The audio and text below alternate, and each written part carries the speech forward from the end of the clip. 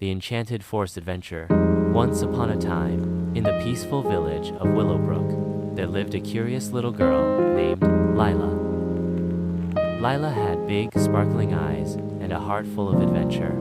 She loved listening to her grandmother's stories about the Enchanted Forest, a magical place beyond the hills where trees whispered secrets, animals talked, and hidden treasures awaited brave explorers. One sunny morning, Lila decided she would discover the Enchanted Forest for herself.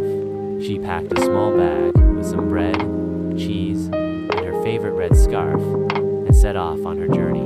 As she walked past the fields, she heard the birds singing and the wind gently rustling through the trees. After a long walk, she reached the edge of the forest. The trees stood tall, their branches swaying as if they were greeting her. Taking a deep breath, she stepped inside. The moment she did, she felt something unusual, like a soft whisper in her ear. "Welcome, Lila," said a tiny voice. She turned around and saw a little squirrel with golden fur looking up at her. "You can talk?" Lila gasped. "Of course. Everything in the Enchanted Forest can. My name is Theo.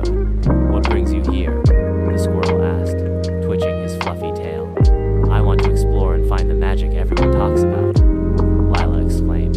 Theo smiled. "Then follow me." He scampered ahead, leading Lila through a winding path where flowers changed colors as they walked by. Suddenly, they heard a soft cry. Under a large oak tree, a tiny fairy with shimmering wings was stuck under a fallen leaf. "Oh no, let me help you," Lila said, lifting the leaf carefully. The fairy fluttered her wings and smiled. "Thank you, kind girl. I am Faye, the guardian of this forest.